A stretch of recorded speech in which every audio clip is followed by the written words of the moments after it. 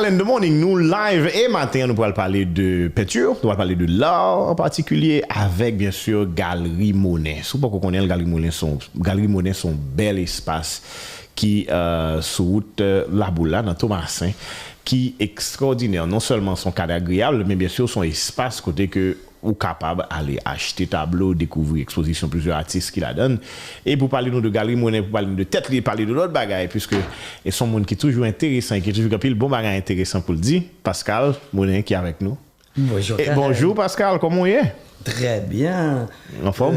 Heureuse d'être en Haïti, heureuse d'être avec toi. Justement, voilà, la dernière fois qu'on s'était vu, c'était justement à l'occasion de l'exposition. Et, au Carré SMS, oui, justement. À Thomas 25, justement. C'était bien. Alors, parlez un petit casse de vous-même, bonne nouvelle, ou comment vivre une nouvelle année là? Écoute, évidemment que, étrangement, Haïti, parce que comme j'habite en France, ouais. Haïti a une espèce d'impression de liberté, puisque nous pas un confinement. Ouais. Après ça, évidemment... Donc, alors, il faut dire où tu es en France pendant le confinement. Oui, absolument. Ouais, voilà. Absolument. Donc, parce que mon mari et moi, nous vivons en France, les enfants sont à l'école là-bas, mais la caille, c'est la caille. Ouais. Donc, me rentrer là et pour fin d'année, parce qu'il y a un papa qui allait. Oui, malheureusement. Et justement, là, on va parler de Galerie Monet. Galerie Monet, c'est un bail familial qui a commencé avec grand-père. Donc, Galerie a là longtemps. Et donc, mais là, dernièrement, nous déménager parce qu'on était toujours à la rue Lamar. Et là, on a fermé la rue Lamar, on est remonté à la Boule. Et donc, un cadre, comme tu disais, extrêmement agréable. Et donc, c'est une des choses, justement, je crois que certaines personnes peuvent penser que la galerie est fermée, et ce n'est pas vrai, au contraire. Et vous avez beaucoup d'activités. Absolument. Tous les jours. Et en parlant de famille, côté nous déménager, c'est la maison familiale en fait, non? Absolument. Absolument. On va dire que la galerie, c'était toujours la maison de mes grands-parents, mais aussi déjà une galerie dans les années 70, à l'époque où il y avait encore des touristes. Et là, il y avait des bus du Club Méditerranée qui montaient. Et donc, j'ai des souvenirs à l'époque de la galerie, mais qu'ensuite, quand on a eu la galerie à Pétionville, on était revenu c'était la propriété familiale, et maintenant, on revient aux anciennes bonnes habitudes. Justement, et ça vous donne beaucoup d'espace aussi pour exposer, parce que la dernière exposition que vous avez eue, c'était vraiment un pile espace depuis leur entrée, ou entrer dans l'exposition, fait toute rez-de-chaussée, monter à l'étage. C'était ça, c'était bien ça. Absolument, et c'est vrai que le fait aussi d'être dans un lieu avec tellement d'arbres, on a vraiment une impression de déconnexion quand on est là. Tout à fait. Pas de bruit du tout. Et puis, certains peut-être pour amateurs d'art, c'est espace idéal pour apprécier un tableau. Absolument. et pas seulement ça, parce que justement ma sœur Gaëlle, qui s'est occupée beaucoup de la galerie ces dernières années, a varié les événements. Donc il y a eu du yoga, il y a eu... j'ai vu. Donc voilà, on a toutes sortes de choses qui se passent. Donc toujours évidemment la galerie qui est au centre, la promotion des artistes et de l'art haïtien, mais aussi maintenant une ouverture sur d'autres possibilités. Voilà, l'art haïtien, justement, c'est pas comme tu as dit ça. Premièrement, plus recevoir un peu le monde qui est dans la musique, etc. Et l'art haïtien a pile importance parce que de temps en temps, quand il y a une exhibition ici, ou bien artistes haïtiens très bien représentés à l'étranger, très cotés à l'étranger. Même senti que problème, c'est que pour même problème peut-être que nous quitter Pétionville là, etc. Vient rendre que on sentit parfois aux yeux de la masse ou bien problème de masse en grande quantité, et c'est pas un bagage qui est important. Oui, comment justement ou même qui ouais en galerie dans les années 70 ouais touristes qui viennent etc.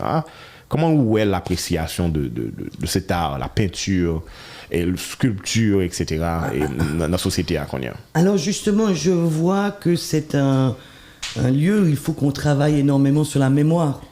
Et donc, parce que j'ai aussi, à un moment donné, été la directrice du Centre d'art, où on a mis en ordre les archives, et je suis très engagée dans la promotion, créer de l'écrit, parce que c'est vrai qu'aujourd'hui, on peut naître et mourir en Haïti et n'avoir aucune idée qu'il y a une longue tradition d'art haïtien. Ouais. Et ça, c'est une des grandes tristesses. C'est, par exemple, si on prend sur le Champ de Mars, il y avait toujours le musée d'art, qui est un endroit magnifique, aujourd'hui fermé, et pourtant, il y a l'une des plus belles collections d'art haïtien qui est là. Et donc, c'est là où justement on se sent vraiment investi d'une mission, non seulement pour la promotion des artistes vivants, mais aussi pour les artistes qui aujourd'hui ne sont plus avec nous. Et donc, et peut-être inspirer aussi la prochaine génération d'artistes. Absolument, parce que moi je pense que c'est justement, j'étais avec Yael Tahir en dehors qui me disait, ah, j'ai fait un tableau, j'ai utilisé des chiffres, c'est inspiré de toi. Et c'est vrai qu'un artiste, pour se construire, ben, je pense que c'est comme les musiciens. Pour un musicien, il faut écouter de la musique. Pour se construire de la même manière qu'un peintre, il faut qu'il voit énormément de peinture, de sculpture, d'installation. Pour trouver l'inspiration nécessaire. Exactement. Et ce qui est parfois dommage, c'est que justement, quand on est ici et qu'on veut avoir des informations, des images sur l'art haïtien, c'est très difficilement accessible. Et c'est là où justement, avec la galerie, Gaëlle fait un travail magnifique, que ce soit sur les réseaux sociaux, et même maintenant, elle est en train de travailler à une galerie virtuelle, 3 dimensions.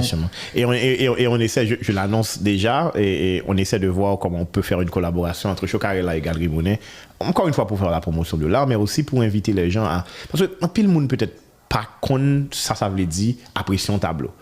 Parce que peut-être tu vas faire mal nos expositions. Parce que peut-être tu penses que peut-être c'est pas pour eux, ou du moins tu pas un artiste, ça, etc.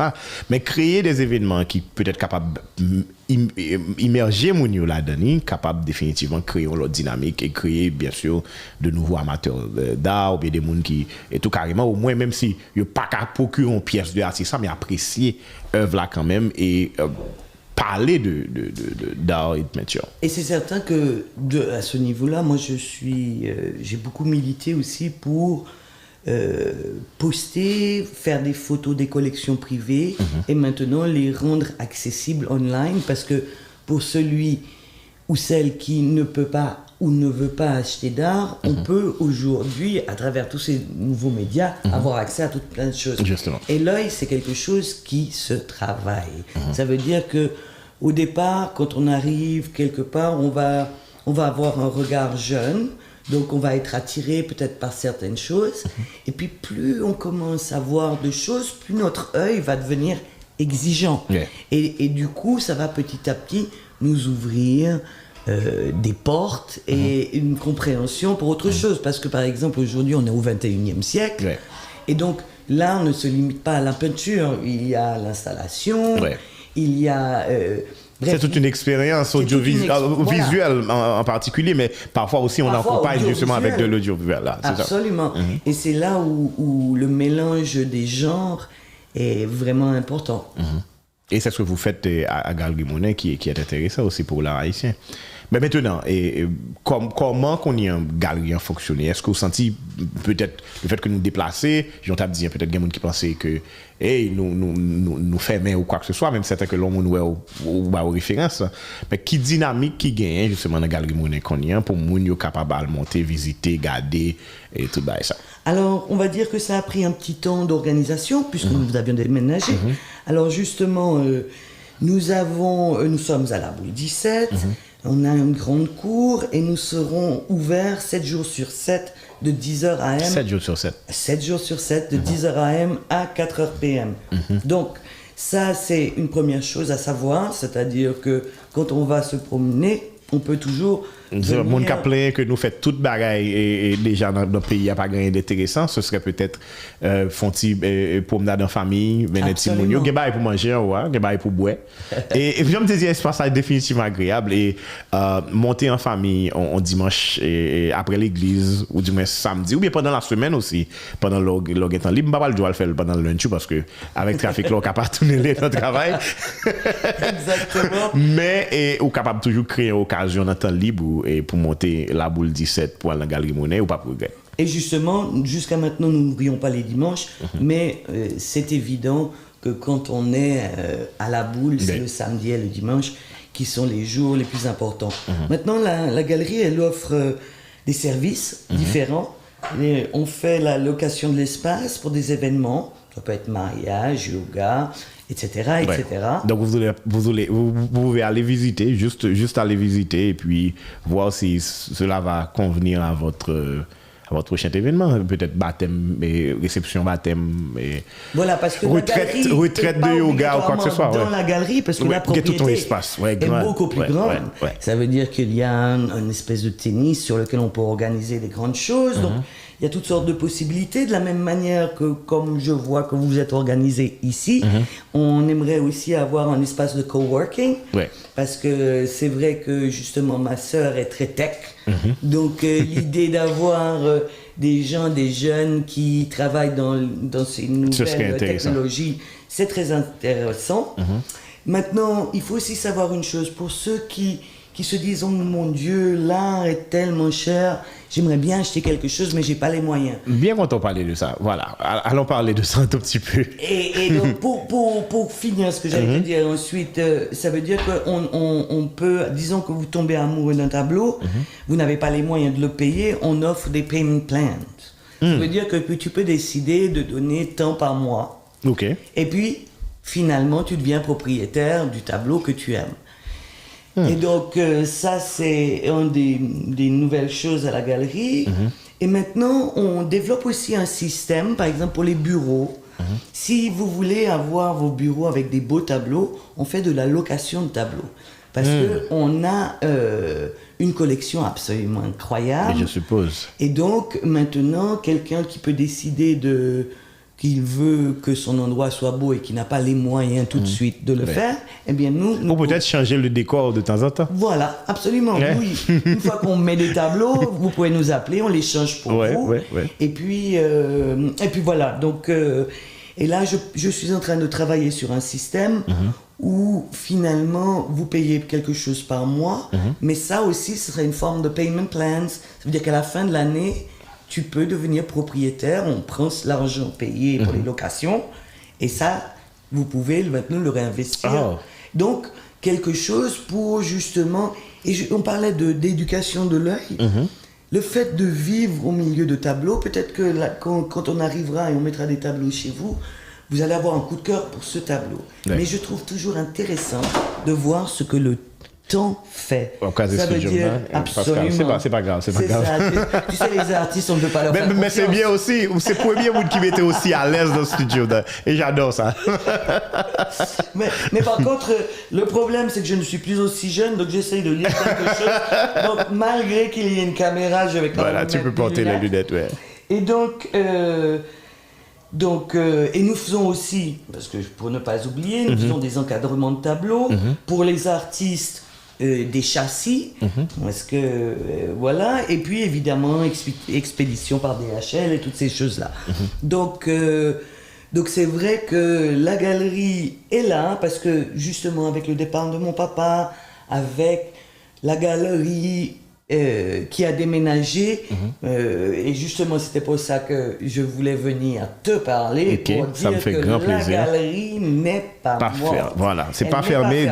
La boule 17. La boule 17. Et donc, et au contraire, on est ouvert à toutes sortes de nouvelles propositions. Tout à fait. Moi-même, je travaille justement chez Carrela et Galerie Monet, on t'y va venir très bientôt, mais c'est que le capable de faire nous plaisir, parce qu'encore une fois, moi-même, moi pas un gros coquin chaîne amateur d'art, mais moi-même, moi prends plaisir justement, m'apprécier tableau, supporter artistes et garder le travail. Et avec Galerie Monet, peut-être, moi, pour rentrer dans le monde, ça, et encore plus.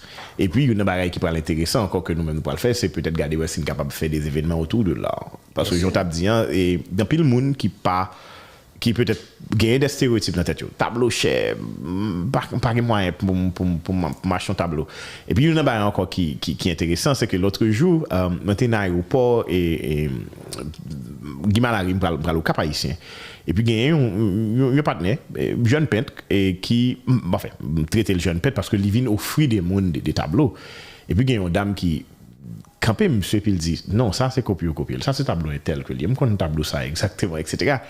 Monsieur comme si a essayé de défendre mais il voit que justement il y en a pas monde qui connaît et là même regardé dame qui a parlé de tableau et puis me dit m'ta bien mais qu'on parler comme ça de tableau même j'aime qu'à parler de musique non ça tu comprends donc ça c'est toute une éducation mais aussi il faut avoir l'intérêt et Galerie Monnaie définitivement offre opportunité ça veut dire pas besoin de l'acheter tableau ou un petit temps libre ou monter avec amis ou aller passer son petit temps garder et bah connaît goûter grignoter ton petit bagage en l'air poser question et certainement et si ça intéresse rentrer dans toute ambiance ça. Alors par contre justement on a fait goûter grignoter au petit bail et le restaurant n'est pas encore quelque chose qui tourne de manière régulière, c'est là quand il y a des événements. Oui, justement. Donc c'est plutôt de manière ponctuelle. Par contre quand vous venez il y aura toujours quelque chose à boire. À boire, ouais. Mais voilà, on n'a pas encore, même si ça... En gros logistique pour recevoir. En gros logistique. Voilà, ouais, je comprends. Justement, là, Gaël est en train d'essayer de montrer un partnership pour qu'on ait des brunchs régulièrement, etc., etc. Mais on vous en parlera quand ce sera réellement effectif. Mais c'est vrai, pour revenir à l'éducation, parce que, bon, par exemple, simplement hier, j'ai les éditions Mémoire d'Encrier, qui c'est une maison d'édition haïtienne au Canada, qui m'ont appelé pour Préfète Dufaux. Alors, par exemple, Préfète Dufaux, ça a été pendant longtemps l'image d'Épinal ou bien des images qui étaient extrêmement utilisées pour Haïti. Et pourtant, des fois, certaines personnes pensent que Préfète Dufaux a fait le même tableau toute sa vie, alors qu'il a une quantité d'inspiration différente. Et justement, à ce niveau-là, parce que mon père écrivait sur les artistes, donc là, j'ai un livre que j'ai besoin de finir, qui est l'histoire, tous ces textes de mon père sur les artistes, avec des anecdotes, et puis maintenant, très bien illustrées. Parce que c'est vrai que, et ça c'est une des tristesses, entre guillemets, on va dire que en Haïti, il y a des collectionneurs, il y a des grands collectionneurs, mais après ça, il y a eu énormément de collectionneurs qui étaient étrangers. Donc finalement, on a une grande partie de notre patrimoine culturel qui est à l'étranger. Et c'est pour ça que justement, je vois les nouvelles technologies comme une manière de donner accès à... même à des choses qui ne sont pas en Haïti, qui ne sont plus en Haïti, et que maintenant, si quelqu'un est intéressé, bon, évidemment qu'on trouve déjà certaines choses sur Internet, mais jamais avec du contenu suffisant. Et l'autre chose, pour parler d'art haïtien, justement, c'est qu'à force de faire des expositions d'art haïtien, et on finit par oublier qu'il y a des artistes, et qu'il y a des courants. Et l'art haïtien n'est pas un brand. Et justement, le travail qui, à mon sens, n'a pas encore été bien fait, c'est de reprendre chaque individu. Et en plus, comme les musiciens, souvent dans les artistes, tu as des personnalités extrêmement intéressantes. Et donc, justement, moi, je vais travailler à une série de monographies d'artistes parce que, justement, je trouve qu'on ne s'est pas assez intéressé parce que, justement, sous le couvert d'art haïtien, c'est comme si l'individu n'était pas important. Alors que, et par exemple, il est rare ici en Haïti qu'on fasse le travail de prendre tous les tableaux et maintenant essayer de voir quelles sont les périodes de l'artiste. Et donc, je pense qu'il y a vraiment un boulevard de travail pour vraiment remettre les pendules à l'heure au niveau de l'art haïtien. Et justement, de comprendre, parce que tu vois, tu parlais du Cap haïtien, eh bien, il y a une école qui s'appelle l'école du Cap haïtien. On me dit ça. Et l'école du Cap haïtien, bon, évidemment, dès qu'on pense au Cap haïtien, on pense à la Citadelle. Et donc, en effet, l'école du Cap haïtien, c'était souvent, par exemple, on voit Christophe qui boit son café, donc on le voit assis comme ça, et en bas, c'est écrit. Et donc, et ça, c'était toute la famille Aubin. Et là, par exemple, le 23, nous allons avoir un vernissage dans le cadre du mois haïtien de l'art organisé par le Nouveliste. Et là, on va avoir André Blaise, qui est justement, qui vient du Cap haïtien, qui a commencé dans le style du Cap haïtien Cap-Haïtien, et qui petit à petit s'est dirigé vers autre chose. Et lui, maintenant, son monde, c'est un monde de poissons. Donc c'est un monde où on est sous la mer. Et donc on va voir tous ces personnages qui évoluent. Et donc quelque chose d'extrêmement... avec plein d'histoires. Ok. Dans cette même exposition, nous allons avoir le grand Franz Zéphirin. Je ne sais pas si vous le connaissez. Il a fait la couverture du New York Times. Et c'est un type absolument fascinant parce que lui aussi, il vient du Cap haïtien. Donc parce que dernièrement, le mois dernier, j'ai beaucoup travaillé dans mon atelier. Et Zéphirin, on est bien amis. Il est venu, il a peint l'urne de mon papa, une boîte qu'il avait fait. Okay. Et puis, et donc, on s'est mis à parler des vieux souvenirs. Et justement, il me racontait son arrivée dans la peinture. Et d'abord au Cap haïtien, ensuite il revient à Port-au-Prince. Et là, justement, il a rencontré mon père très jeune. Et lui, c'est un gars qui est drôle. Par exemple, il prend tous les personnages et il les fait en animaux et il va te faire des lectures politiques absolument incroyables. Ouais. Et il a une part mystique de son travail, donc il a aussi beaucoup de sujets vaudous et il a les sujets politiques, il a aussi... Donc il a vraiment un nombre incroyable d'inspirations différentes. Et puis, il a une capacité de travail. Moi, ça, comme nous avons beaucoup travaillé ensemble, Zéphirin, ça c'est une petite anecdote que je trouve amusante. Et voilà, et l'exposition, c'est pour la fin du mois, là. Voilà, c'est pour le vernissage est le 23. Et puis, alors, si justement on fait les annonces des différentes choses qui se passent avec la Galerie Monin, nous avons non seulement cette exposition qui commencera le 23 et donc qui continuera jusqu'à la fin du mois, mais en plus, nous avons à la salle du citoyen à Pétionville, chez Marie Spenel. Et tu exposes là-bas. Voilà. Là, c'est mes tableaux et des tableaux de Mario Benjamin, parce que c'est l'exposition que nous avons faite en décembre. Et donc, nous allons la laisser ouverte.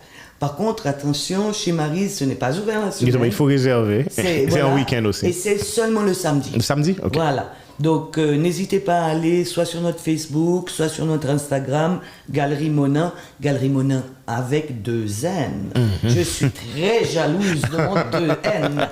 Donc, pour me continuer, l'histoire Zéphirin, ça, je pense que les auditeurs vont apprécier. Un jour, j'arrive dans l'atelier de Zéphirin et Zéphirin me dit j'ai été dans le Guinness Book of Records. J'ai pris le plus long tableau au monde. Et je vais faire plus long. On dit, Zéphirin. Et puis, j'arrive, à l'époque, il habitait dans la zone de Dikini. Il avait construit un système où il achetait des grands rouleaux de toile. Et puis, si tu veux, il peignait. Et puis, quand il avait fini de peindre 2 mètres, il tournait et il peignait 2 mètres en plus. Donc, moi, je sais que j'ai vu au moins 40 mètres. Et si... Pour ceux qui connaissent le travail de Zéphirin, et pour ceux qui ne le connaissent pas, justement, je vais vous donner un peu l'exemple. Il fait des petits détails. C'est plein de détails partout, beaucoup de couleurs. Et il a fait, j'entends, 45 mètres. Moi, je n'ai jamais vu le tableau fini. Mais voilà, pour vous montrer un peu le tempérament de Franz Zéphirin. Ça veut dire que rien ne lui fait peur. C'est un fonceur. C'est un fonceur. Et puis, il est marrant parce que, par exemple, à la galerie, quand Zéphirin venait, Zéphirin s'asseyait dans un coin tranquille, et puis monsieur Chita, et puis là, regardez Mounio, donc on a des étrangers, bon, bref, tous les clients potentiels d'une galerie, et j'adorais parce qu'après ça, j'allais m'asseoir à côté de Zéphirin, et me dire, ça ouais. Et en fait, il avait scanné absolument tout le monde. Wow. Donc Zéphirin, c'est un personnage qu'un jour tu devrais inviter aussi ici. Je l'espère. Parce que définitivement, en fait, l'idée de cette collaboration avec la galerie, c'est de donner l'espace aussi aux artistes que vous exposez. Donc, peut-être dans 2 semaines, on pourra avoir Zéphirin à l'émission. Absolument, parce que c'est vrai que certains artistes n'aiment pas parler. Bon, comme vous pouvez voir, je ne suis pas ce genre d'artiste. Définitivement. Et Zéphirin non plus. Ok. Donc ce sera une bonne conversation. Voilà. Donc, je suis sûr qu'il aurait beaucoup de choses à dire. Et donc voilà. Et la troisième personne, c'est Kili. Et qui, lui, Patrick Gantier, il a le nom d'un grand skieur. Et pourtant, il ne skie pas beaucoup. Il peint surtout. Et Kili est quelqu'un pour lequel j'ai un respect absolument incroyable. Parce que moi, j'aime parler des anecdotes par rapport aux artistes. Parce que vraiment, souvent, c'est ça aussi qui va te faire comprendre un peu. Donc, Kili est arrivé pas à la peinture, mais d'abord à la sculpture. Il travaillait avec des pièces en aluminium et qui étaient très belles. Et à un moment donné, il est parti au Canada. Et là, au Canada, il s'est mis à faire quelques autres boulots que les boulots artistiques. Et il a pris sa main dans une machine. Donc, il a eu un grand accident. Et tout à coup, il ne pouvait plus peindre avec sa main droite. Eh bien, il a appris à peindre avec sa main gauche. Et il continue de faire des choses absolument magnifiques. Et j'ai toujours été vraiment impressionné par la force de cet homme, et qui est très simple, très drôle. Et donc voilà. Donc comme vous pouvez voir, les artistes sont des gens souvent qui ont fait partie de notre famille. Parce que moi, j'ai eu la chance de naître dans une galerie. Et du coup, bon, même si j'ai été élevé en Suisse, je revenais chaque année passer des vacances ici. Et mon père m'emmenait dans les ateliers. Et ça veut dire que depuis que je suis toute petite, je connais Carrefour comme ma poche, parce qu'il y a énormément d'artistes qui viennent de Carrefour, la ville, et le fait d'avoir eu la chance de connaître les artistes dans leur environnement, c'est quelque chose qui est très cher à mon cœur, et je pense que c'est aussi pour ça que je me sens investi de cette responsabilité de travailler sur des biographies pour réussir à partager un peu ces choses que j'ai eu la chance d'avoir dans ma vie très jeune. Et je réalise, au début je pensais que plein de gens avaient eu ça, et plus le temps passe, plus je réalise que finalement c'est pas accessible à tout le monde. Vraiment pas accessible à tout le monde. Et du coup, c'est pour ça que je pense que c'est important de le partager. Et par contre aussi, en termes de... Il faut savoir d'où on vient pour pouvoir bien se construire. Tout à fait. Et si, malheureusement, souvent ici, pour les jeunes générations, ils n'ont pas l'impression qu'on a fait de grandes choses depuis la révolution de 1804. Alors que c'est faux. Parce que Haïti, pendant des années, par exemple, vous alliez en Guadeloupe, en Martinique, à Saint-Domingue, vous vouliez acheter une peinture, c'était fait en Haïti. Et donc, on a réussi à coloniser quelque part les autres îles autour, parce que ça, c'est une chose qu'on s'explique assez mal. Pourquoi est-ce qu'il y a tant d'artistes en Haïti plutôt qu'ailleurs? Alors, je n'ai pas de réponse directe à ça, mais je pense que il y a une certaine sensibilité, parce qu'il suffit, et ça c'est une chose malheureusement qui se perd un peu, mais il suffit de regarder les tap-tap, il suffit de regarder les banques borlais. Justement. Et c'est-à-dire que finalement, et c'est pour ça que moi je dis aux gens qui ont peur de passer la porte d'une galerie, faites-le. Parce que même si vous pensez que vous ne connaissez pas l'art haïtien, c'est faux.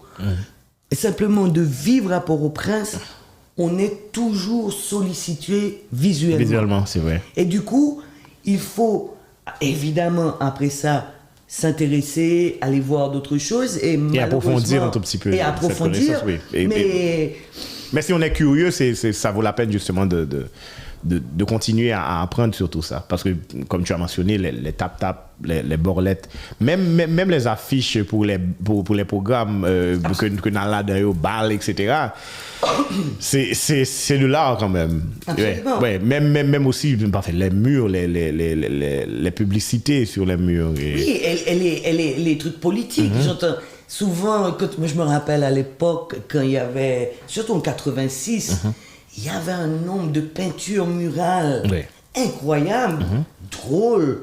Et donc vraiment, même si on pense qu'on ne connaît rien, moi je dis, C'est faux. Exactement. Et surtout, ces derniers temps, il y a aussi ce mouvement avec les graffeurs qui embellissent les rues de Port-au-Prince aussi. Oui. Il y a un festival de graffiti aussi. Donc Absolument. Et moi, j'avais travaillé avec ces messieurs dans le cadre du Centre d'art.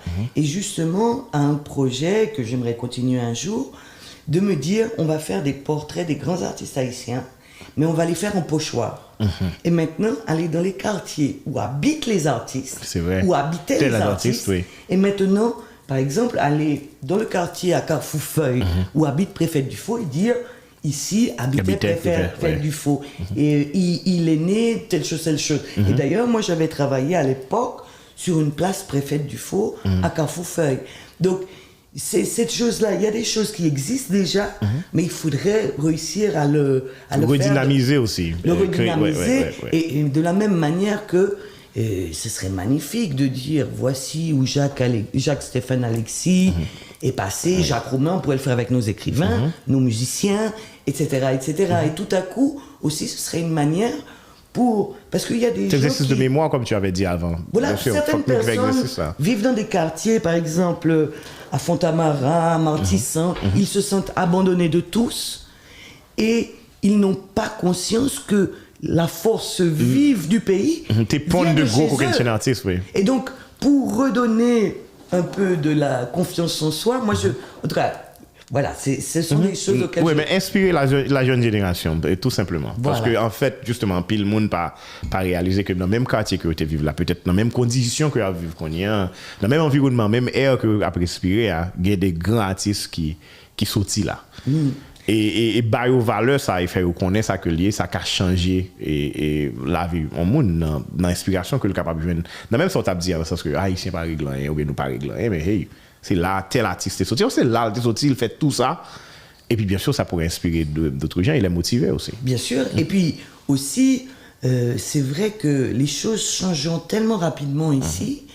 Parce que moi, le Fontamara que je connaissais... Non, bien sûr.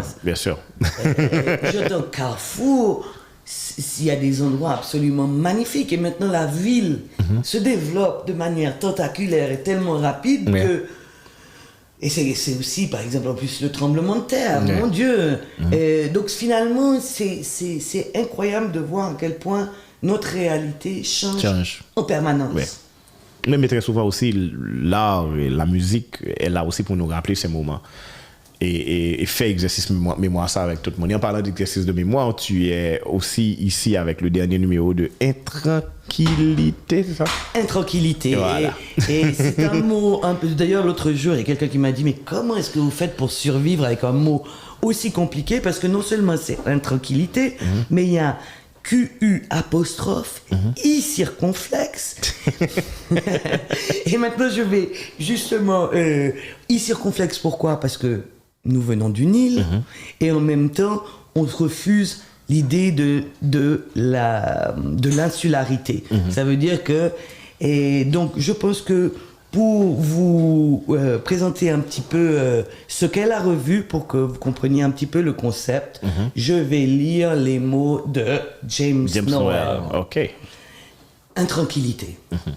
Revue de haute tension créatrice, avec des pages qui vibrent et évoluent dans l'union libre des genres.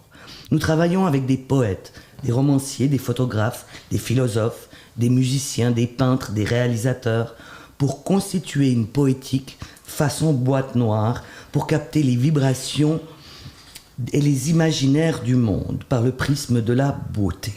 Né par la force des choses au lendemain du séisme de 2010, Intranquillité est conçue comme une revue de grande magnitude à partir de la faille même, pour contrarier les certitudes et les idées reçues, et ainsi donner libre cours à tous les vents et les tremblements de l'esprit. Un rêve, un mouvement, à partir d'Haïti, pays qui ne sera pas un centre. Oh là là, j'ai perdu ma ligne. Attendez, je vais retrouver. Un rêve, un mouvement à partir d'Haïti, pays qui ne sera pas un centre, mais auquel un certain rôle d'épicentre sera intimement lié. Ne vous fiez pas à l'île qui saute aux yeux comme une proposition de soleil, de clichés, de sable fin. on est souvent conduit à percevoir l'île comme un territoire replié sur ses bornes où il suffirait de pivoter sur un pied pour en faire le tour. Le préfixe « in » dans « intranquillité » pourrait même renvoyer à la négation de l'insularité. Ce titre est une manière, une astuce pour apostropher tous les imaginaires et pénétrer les interstices, naviguer dans l'air d'une île-monde. Pour voguer, nous voguons, pour naviguer, nous naviguons, perméables dans les nuances et les méandres crus de la complexité. Nous assumons pleinement notre enragement, une forme d'engagement suprême, à plein temps, dans l'utopie et dans l'action. Ouais. C'est 300 pages quand même aussi. Oui. 300. Non, je ne vais pas lire les 300 pages aussi. Voilà. Alors voilà, Intranquillité, et ça c'est le premier numéro? C'est le 6e. C'est le 6e. C'est le 6e. Chaque année, on se donne une thématique. Et on a eu... Donc ça sort chaque année? Et oui. OK. Et bon, là, on avait pris une pause de 3 ans avant de sortir celui-ci. Okay. Avant, on était chaque année. Okay. Et là, on va recommencer chaque année. Et donc, cette année, on a décidé de traiter du sujet de l'Eros. Ouais, je vois. Même en feuilletant, on peut voir ça. Exactement. Et donc, ce qui est intéressant, en tout cas, nous, l'idée pour lâcher, ne pas... C'est que après le tremblement de terre, le monde entier s'est mis à dire pauvre Haïti, pauvre Haïtien. Et nous, ça nous a agacés parce que Haïti est riche artistiquement. Donc on a créé cette revue comme une espèce de réponse pour dire non. Oui, nous avons passé certaines misères, mais nous sommes debout. Et justement, l'idée, et on avait créé des résidences d'artistes, on a fait venir des gens, c'est nous qui les payions pour venir. Okay. L'idée, c'était de dire, on ne vous demande pas de venir ici nous aider, venez ici et laissez-nous vous aider à regarder le monde. Et donc, on a fait venir des gens qui, jusqu'à aujourd'hui, nous remercient, parce que, et c'est pour ça que la revue aussi, c'est intéressant de proposer la vision du monde depuis un pays comme le nôtre. Okay. Parce que finalement, tous les médias, en tout cas on va dire au niveau international, c'est beaucoup plus toujours l'Occident. Alors que finalement le monde est beaucoup plus vaste. Et je pense que de regarder le monde à travers notre réalité haïtienne, où on nous utilise, où on sous couvert de nous aider, on nous pille, etc. Et donc cette revue est là pour proposer autre chose. Et donc, non seulement il y a des artistes haïtiens, donc on a évidemment tous les grands mythes, en commençant par Franck Etienne, Rodney Saint-Éloi, et puis on a 150 contributeurs de 50 pays différents. Et justement, l'idée, c'est d'essayer de tourner autour d'un sujet par le prisme de différents regards. Parce que, justement, c'est rare. D'habitude, quand on veut parler d'art, on va dire seulement la peinture. Quand on veut parler de musique, seulement la musique. Le compas. Et bien, justement, nous, dans la revue, on met les photographes avec, et tout le monde au même niveau.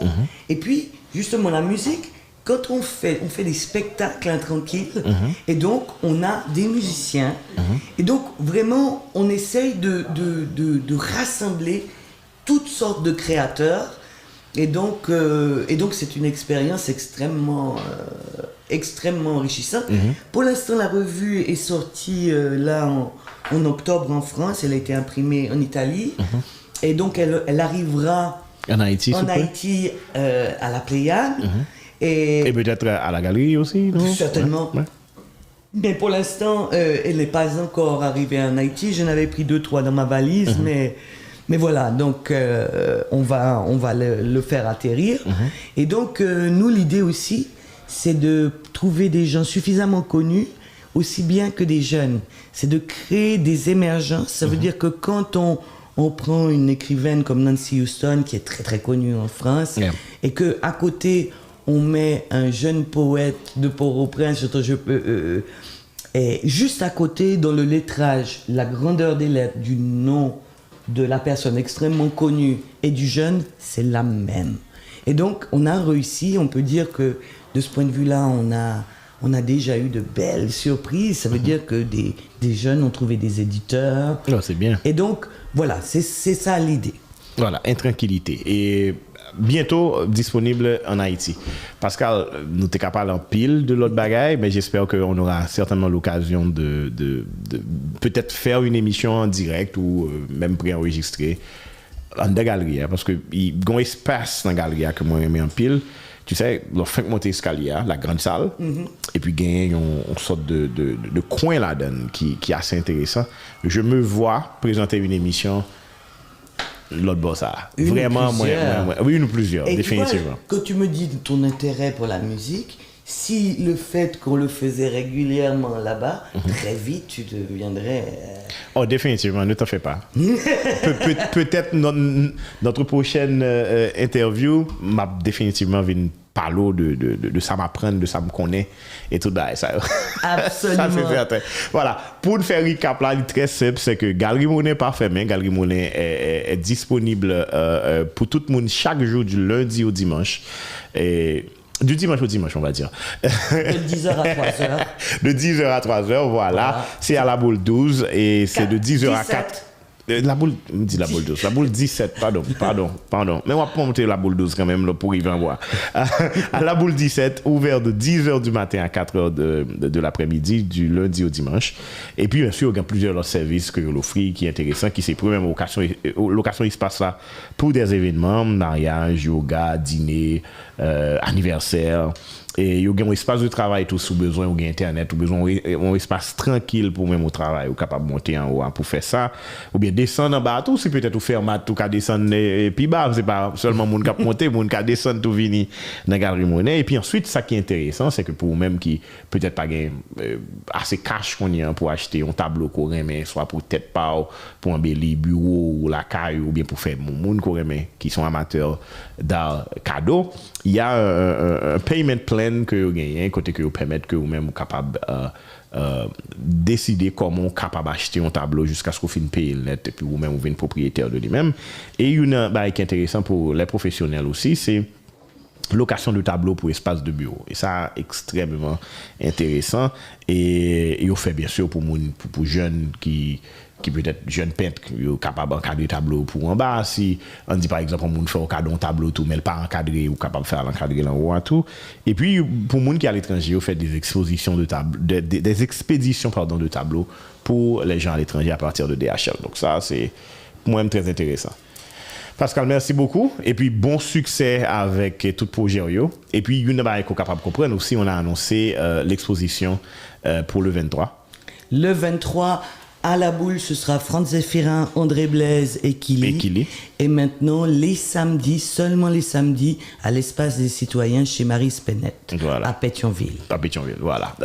Chez Marie, c'est juste en face de Best Western, dans le coin et où l'ouverture est... Et c'est pas Darguet, non? Et oubliez non, oui. Mais c'est juste là, en fait. En face de Best Western. Sous Facebook, Galerie. Voilà. On va faire tout adressé. Ça. Tout à fait. Merci beaucoup. Voilà, nous parlons pile de l'art et de Galerie Monet, de, bien sûr, revue Intranquillité qui est disponible très bientôt en Haïti, qu'on est capable de checker, et qui traitait justement de thèmes très érotiques, hein, et textuels, images, etc. Mamba ou anti-phrase. Cherchant, salaud, sachant, sucer, chose sale, sans se lasser. Ça, c'est Lydie Salver, une vieille dame de 75 ans, très coquine. Voilà. Merci beaucoup, tout le monde. Et puis, à la prochaine. À la prochaine. Good.